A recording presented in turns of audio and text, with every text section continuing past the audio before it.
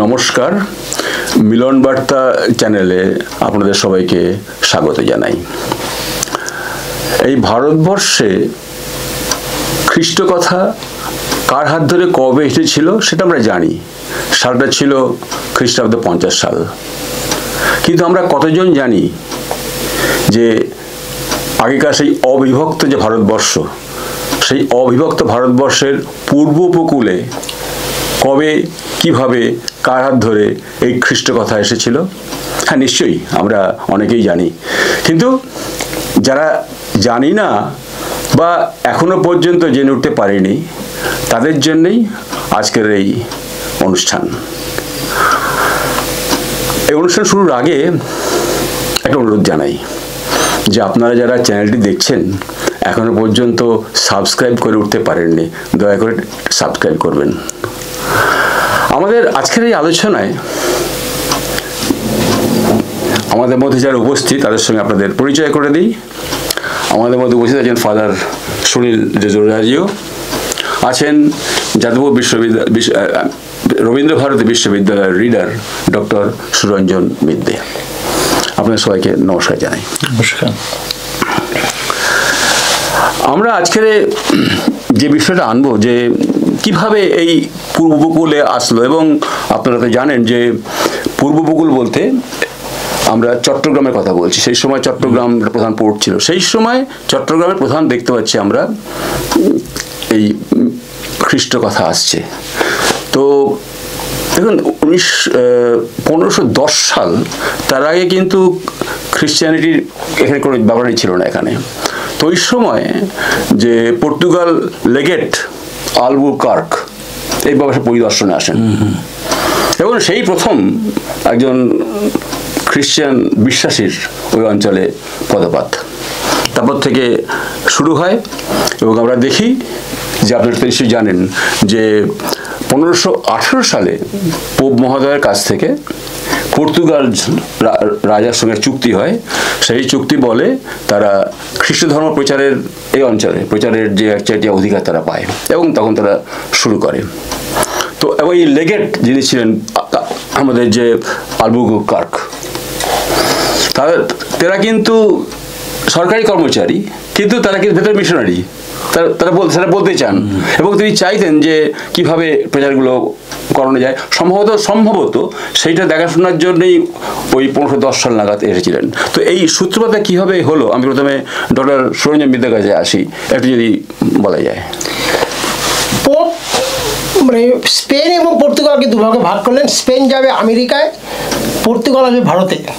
1498 যখন Vasco da Gama এলেন গোয়া থেকে, এখন এই আস্তে আস্তেই লেগে গেল 1517তেই চট্টগ্রাম। তারপরে ধীরে ধীরে চট্টগ্রাম থেকে একেবারে ঢাকা হয়ে সপ্তগ্রাম থেকে হুগলি। এই যে দীর্ঘ প্রয়াস, সেখানে ভারতবর্ষ তথা এই বৃহত্তর যে বঙ্গদেশ, পর্তুগিজ মিশনের অবদান সবচেয়ে প্রথম। এটা আমাদের যা ভাবতে হবে। শুধু চার্চ নয়, চার্চের আগে তারা শুরু করলেন স্কুল, কলেজ। না, আমি আচ্ছা বলছি যেটা, যে এই যে ফাদার আমাদের যে এখানে যারা এলেন, যারা প্রচার করতে এলেন, আমরা জানি সাধারণত প্রচার করতে আসলে মিশনারিরা করেন, কিন্তু চট্টগ্রাম বোধহয় একটু আলাদা। তো যারা এসেছিলেন তারা ঠিক প্রচারক ছিলেন কি? না, প্রথমে যারা এসেছিল তারা ব্যবসা করার জন্য, আর ওটা একটা খুবই ইম্পর্টেন্ট বন্দর ছিল। তো সেখানে গিয়ে তারা জড়ো হতো। তার সাথে সাথে কিছু কিছু বণিক, অন্যান্য যারা আছে তারাও চলে এসেছিল। তো যতটুকু আমার জানা আছে, এদের জন্য প্রয়োজন ছিল আমাদের প্রোপাগান্ডা ফিদে। এরা আপনি যেটা বলতে চান যে এই ব্যবসায়ী যারা, তারাই কিন্তু ভেতরে মিশনারি। ওরা হয়তো ছিল, মানে ব্যবসা করতে এসেছেন, এবং প্রধান লক্ষ্য ছিল ব্যবসা। কিন্তু ব্যবসার মাধ্যমে তারা ওই মিশনারিদেরও ডেকে, আগাস্টিনিয়ান বিভিন্ন ধরনের মিশনারিরা, ডোমিনিকান, এরাও পরবর্তী এই যে পোপের সঙ্গে পর্তুগাল মহারাজার চুক্তি হচ্ছে, তার মানে তো স্বয়ং রাজা চান প্রচার, স্বাভাবিকভাবেই। তো এখন এই যে আমাদের চুক্তির নাম হচ্ছে বলা হয় পাদ্রিয়াদ। পাদ্রিয়াদ কথা মানে হচ্ছে যে প্রতিপালক পালক, এবং এই পাদ্রিয়াদ থেকেই আসছে পাদ্রি। পাদ্রি শব্দটা তো আমরা এখনো ব্যবহার করছি, যদিও তার শব্দের রূপান্তর ঘটেছে, কিন্তু এই বণিকের সঙ্গে কিন্তু এসেছিলেন মিশনারি, এবং ওদের মানে জাহাজেই তো থাকতেন চ্যাপলিন, সেটা একটা ধর্মীয় শিক্ষা। মিশনারি কিন্তু আর পরে এসছে, একটু পরে, মানে ওদের অনেকটা পরে রোম থেকে ওটা আলোচনা পরে আসছি আমরা, ওটা পয়েন্ট পরে আসছি আমরা। তো এই যে আমাদের পর্তুগালের যে লেগেট আমাদের আলবুর্গ সাহেব, তো আমরা যে নথি থেকে দেখতে পাচ্ছি যে এনারা উৎসাহ দিতেন যে এখানে যারা পর্তুগিজ যারা আসছে তারা এখানকার স্থানীয় মেয়েদের সাথে বিবাহ করুক এবং সন্তানদের হোক। ইনফ্যাক্ট ওখানকার প্রথম যে খ্রিস্টান কমিউনিটি ওই অঞ্চলে যে কিন্তু এইভাবেই গড়ে ওঠে, যাতে ফিরিঙ্গি বলে আমরা একটা লুসো কমিউনিটি গড়ে উঠেছিল এই চিটাগাং অঞ্চলে, যেখানে পর্তুগিজ বণিক বা ব্যবসা যারা করতে এসেছিল তারা লোকাল মেয়েদের মহিলাদের সাথে বিয়ে টিয়ে করেছিল। তার জন্য ওখানকার যে কমিউনিটি গড়ে উঠেছিল সেটাকে বলা হয় লুসো কমিউনিটি। পর্তুগিজ ভাষা বাড়িতেও বলতো, বাংলাও বলতো, এইভাবে। তো যেটা ডক্টর বিদ্যে 17 সালে যখন এলো, 15-17 ধরে ফিরে চলে গেল, 18 সালে আবার এলো, এবং তখন এই যে গ্রুপ তারা সিদ্ধান্ত নিল এখানে তারা বসতি স্থাপন করবে, এবং যে দিয়াং অঞ্চল পার্শ্ববর্তী সেখানে তারা বসতি স্থাপন করে ফেললো। এবং এই সময় যখন স্থাপন করলো সঙ্গে সঙ্গে তারা আমরা যারা দেখতে পাচ্ছি যে ওই অঞ্চলে ব্যবসা যেহেতু করছে, তো সেখানে ব্যবসা তারা মানে কারখানার অনুমতিটা কোন সময় কীভাবে পেলো? এইটা তো একটু আগে ইতিহাস যদি দেখি যে ভারতবর্ষের আকবর কিন্তু তার একটা মানে ইচ্ছা ছিল যে দিন ইলাহি, এবং তার কাছে তিনি সবসময় 3 জন জেসুইট ফাদার থাকতেন। কি সেই একই সঙ্গে মানে বঙ্গদেশও কিন্তু যারা ছিলেন, বিশেষ করে প্রতাপাদিত্য রাজার কথা আমি বলবো, বা কেদার রায়, তারাও কিন্তু মানে সহযোগিতা করছেন এবং যারা চার্চ করা অনুমতি দিচ্ছেন এবং ধর্মপ্রচার। না, ওটা তো পরে আসছে, কিন্তু আমি যেটা বলছি প্রথমে যখন আসছে তখন এই যে যারা প্রথম স্থাপন করলো মানে 18 সালে 1518-তে যখন করে তারা ওকে ব্যবসা করছে, কিন্তু অনুমতি পাচ্ছে বোধহয় সম্ভবত 1599 সালে প্রথম চার্চ।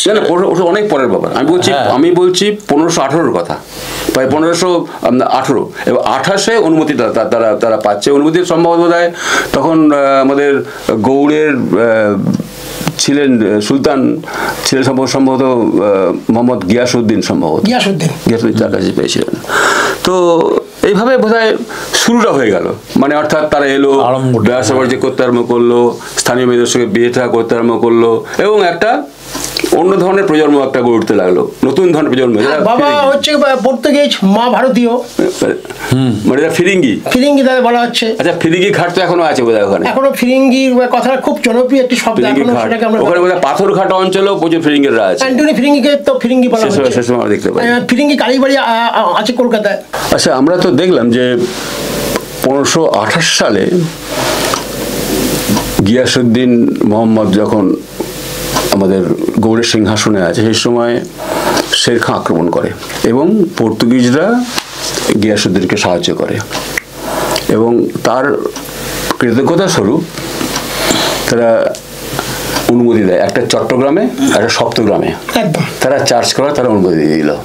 তো সেইটা যদি হয় এদিকে চট্টগ্রাম, তার পাশাপাশি সাতগাঁও বা সপ্তগ্রাম নাম উঠে আমাদের একদম। তাহলে ওইখানটা যে সপ্তগ্রামে যে আমাদের যেটা পেলো, চট্টগ্রামের কথা আমি জানছি, এবার সপ্তগ্রামে কিভাবে শুরু হচ্ছে?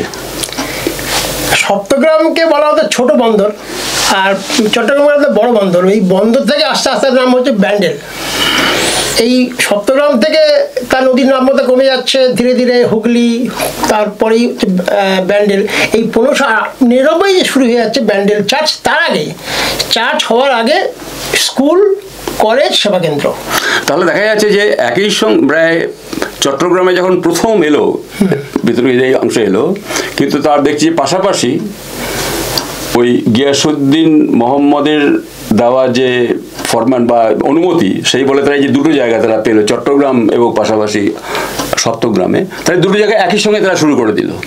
তো ওইখানটাতে আমরা দেখলাম যে তাহলে ব্যান্ডেল চার্চটা আমাদের শুরু হচ্ছে 1599 সালে, এবং দেখা যাচ্ছে আমাদের গোটা পূর্ব ভারতেতে ওটাই আমাদের প্রথম গির্জা, এক্স্যাক্টলি প্রথম গির্জা দ্বারা আসে। এবং ওই সময় আমরা দেখতে পাচ্ছি যে দুজন জেজুইট ফাদার ফ্রান্সিসকো ফার্নান্দেজ এবং ফাদার ডোমিঙ্গো ডিসুজা, তারা ওই ব্যান্ডেল আসার পথে ব্যান্ডেল হয়ে প্রতাপাদিত্যর কাছে হয়ে তারা চট্টগ্রামে আসছে, যশোর রাজে। আচ্ছা, এবার যশোর যে প্রতাপাদিত্য যে আসছে যখন, তখন সেই প্রতাপাদিত্যর সঙ্গে তারা কথা বলে এবং তারা অনুমতি চায় যে আমরা চট্টগ্রামে চার্চ ইত্যাদি করতে চাই, এবং সেই সময় তারা অনুমতি দেন এবং শুনছি তারা ফান্ডও দেন নাকি। এমনি ব্যবহারটা এত ভালো, নম্র ব্যবহারে প্রতাপাদিত্য খুশি হলেন, তার রাজ্যের চাঁদ কিনেতে চার্জ করলেন 1600 খ্রিস্টাব্দ, তার পরের বছরে 1600 সম্ভবত নভেম্বরের দিকে। আমি একটি তথ্য দিতে চাইছি, 1528 সালের পর যেসব মিশনারিরা এসেছিলেন তাদের মধ্যে দেখা যায় যে ফ্রান্সিসকান আর ডমিনিকান ওনারা এসেছিলেন, তার পরে এসেছিলেন জেজুইটরা। না, এটা ওরা এসছে আগে তো বটেই, কিন্তু আমরা আলোচনা করছি যে চট্টগ্রামে কারা আগে, এই সময় এখন যেটা বলছি চট্টগ্রামে কারা এসছে, যখন চট্টগ্রামে আসছে কিন্তু আটো পরে। ওরা জেজুইটরা অনেক মিশনারি পাঠানো হয়েছিল, এখন অনেকের নাম আছে ওই ইতিহাসের বই রয়েছে, কিন্তু আরো নামও আছে যেটা আমরা দেখতে পাচ্ছি যে ঠিক 1606 সাল থেকে মিশনারি মুভমেন্টটা অন্য চেহারা নেয়। তার কারণ এই সময়তে পোপ মহাশয় স্বয়ং তিনি প্রথমে ফ্রান্সিসকানদের, তারপরে ডোমিনিকানদের ফার্স্ট পাঠালেন, তারপর ফ্রান্সিসকানদের পাঠালেন, এবং সেই সময় কাজটা বোধহয় আরো খুব ব্যাপকতা একটা লাভ করলো।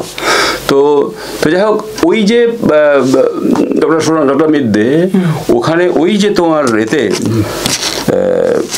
প্রথম চার্চটা হলো, চার্চের নাম ছিল জন দ্য ব্যাপটিস্ট চার্চ হলো, এবং সেখানে যখন উদ্বোধন হচ্ছে প্রতাপাদিত্য স্বয়ং সেখানে উপস্থিত ছিলেন, রেকর্ড তাই বলে। তো তারপরে এটা বাড়ছে এবং আমরা দেখতে পাচ্ছি যে ওই 1598-তে ইতিমধ্যে ওখানে তখন প্রায় 2500 বিশ্বাসী এসে গেছে।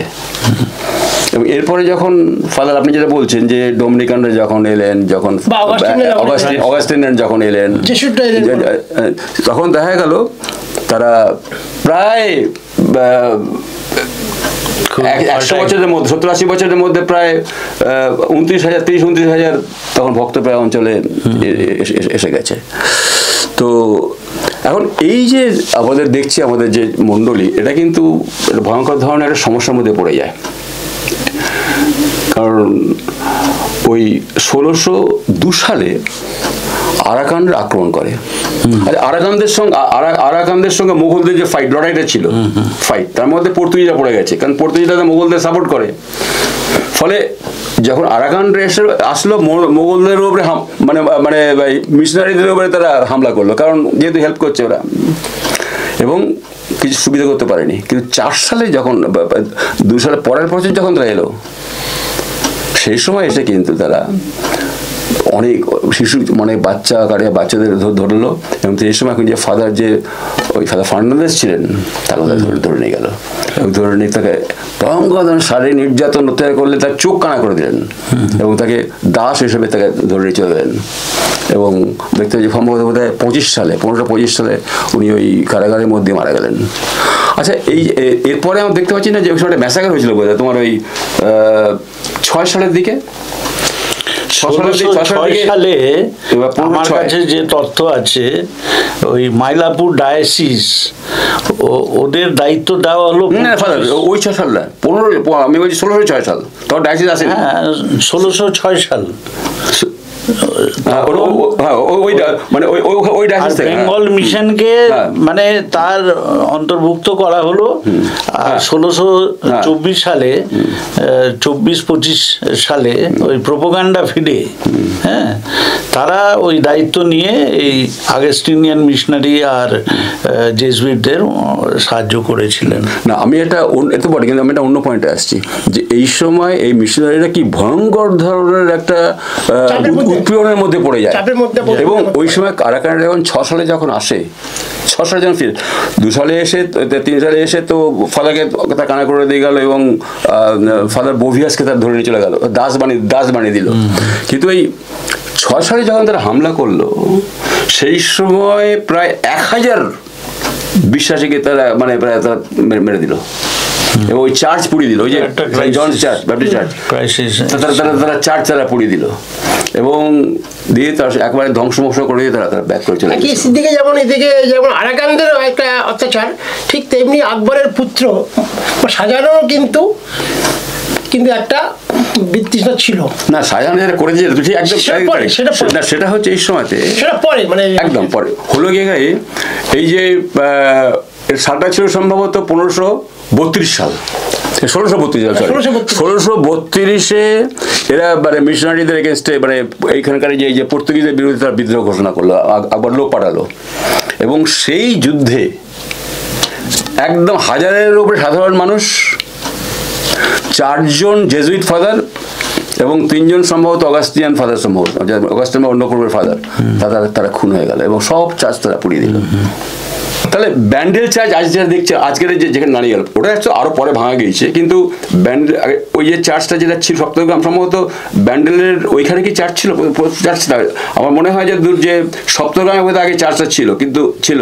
আর ব্যান্ডেলের চার্চ বলতে যেটা বোঝা যায়, সপ্তগ্রামে কোনো চার্চের অস্তিত্ব পাওয়া যায়নি, তবে ওরা মিশনারি মানে ব্যবসা শুরু হয়েছিল, মিশনারি ছিল, কিন্তু আস্তে আস্তে ওইটা নাব্যতার জন্য ওরা দূরে চলে যায়। তার মানে 1599 থেকে 1633 ব্যান্ডেল চার্চটা তৈরি হওয়ার একটা প্রেক্ষাপট তৈরি হয়ে গেল, জমিটা পেয়ে গেল, অনুমোদন পেয়ে গেল এবং জমিটা হাসপাতাল থেকে জমি পেয়ে গেল এবং এইভাবে ওই সময় মানে ব্যান্ডেল চার্চের যে গোড়াপত্তন, এখনকার যে চার্চ দেখছি আমরা, সেটা যে গোড়াপত্তন সম্ভবত তার একটা প্রেক্ষাপট সেই সময় বোধহয় শুরু হয়ে গেল।